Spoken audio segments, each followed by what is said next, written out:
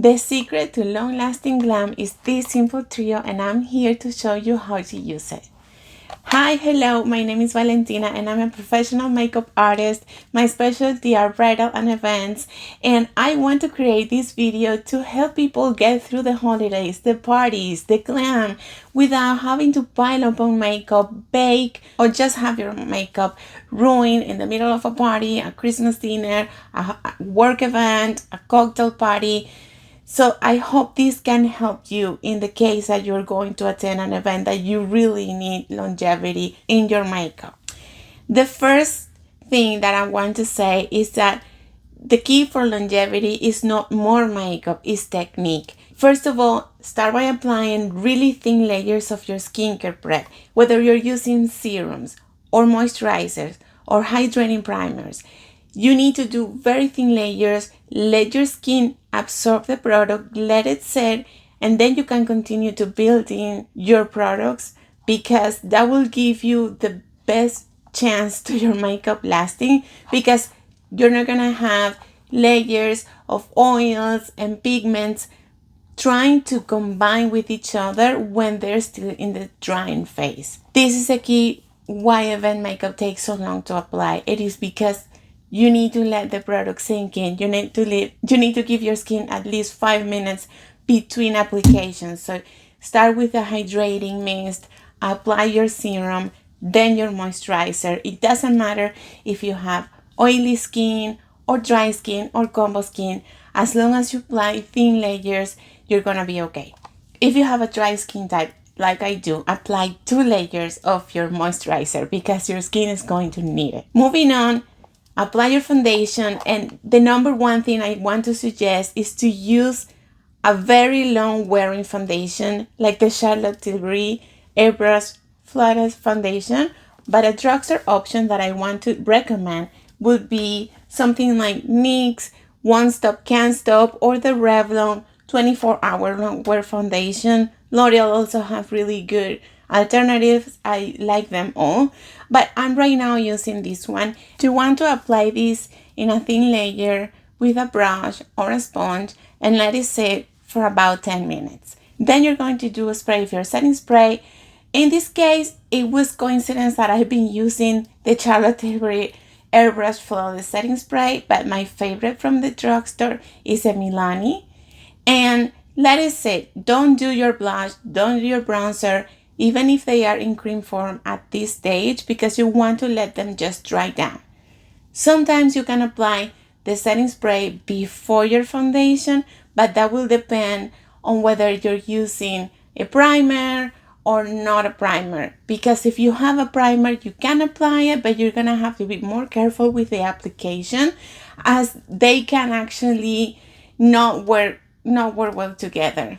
If you're going to apply your setting spray over your primer, you need to keep in mind that you want to make sure that the formulas are good to combine with each other. So don't use a very silicone based primer and then a setting spray that is a bit drying or mattifying, because they are going to probably peel. I will suggest you apply a setting spray like this one over a primer that is more radiant, glowy. So if you want to just do a glowy base, this would be a great option.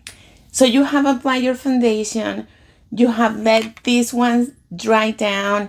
Go ahead, you can do the rest of your makeup at this point.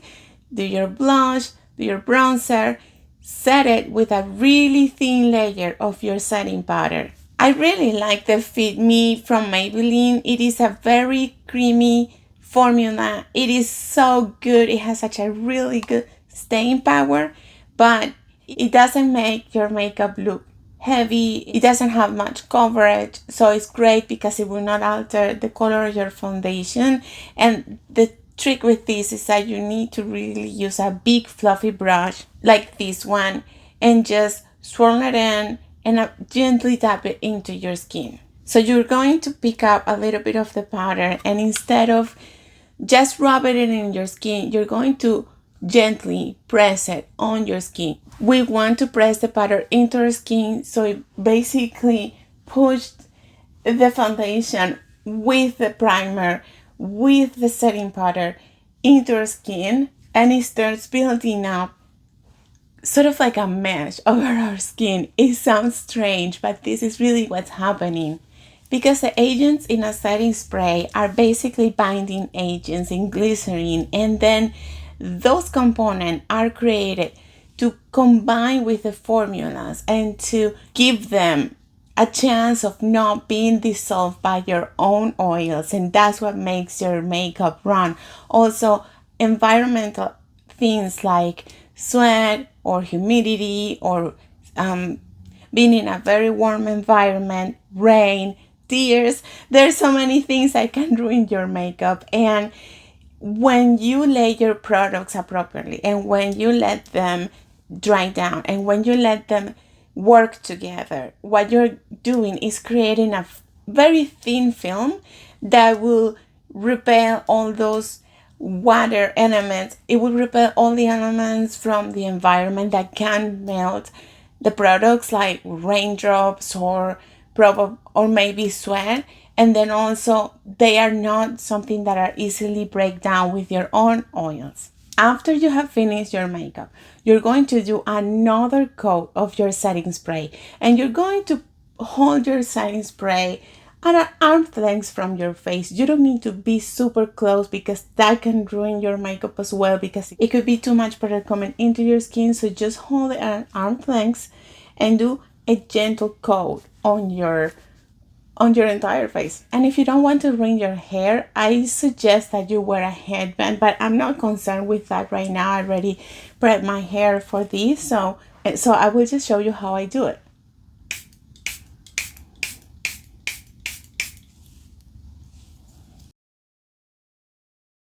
After our second layer of the setting spray has dried down a bit, but when it's still dewy, we're gonna do a third layer of this.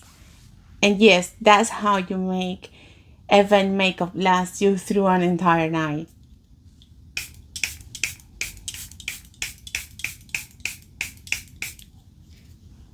Now, for a finishing touch, we're going to get another layer of our pressed butter. In this case, you can use a loose butter as well. If you don't want your makeup to be completely dewy, this is the part where you can apply your powder either all over your face without touching your blush, so that you mattify your skin, or just strategically in the places where you want to be mattified, and then leave the rest of your face without powder so you have a dewy, radiant look to your makeup.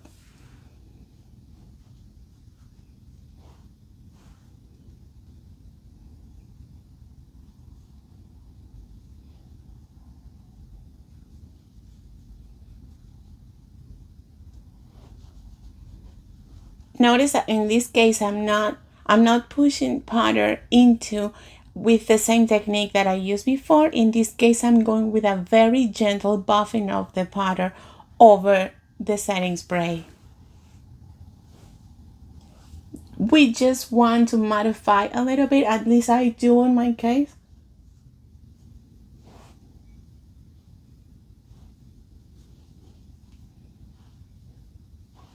But I want to keep the radiance because I do have dry skin, so I don't want to overdo it with the powders. So this is it. This is my technique. 3 simple products, a wonderful trio, great long-lasting foundation, your setting spray, and a good setting powder. It's all you need. Try it. Let me know in the comments down below if you like this technique, if you try it, if you have any questions, and stay with the family. Subscribe, leave a comment, leave a like. I love you. Bye. Rolling. Sound production, take 2. Let me try a different one. Secret to long-lasting glam, like the Charlotte Tilbury airbrush, but a drop. Where is my thing? Over a primer, you need to cut raccoons. Hola, I'm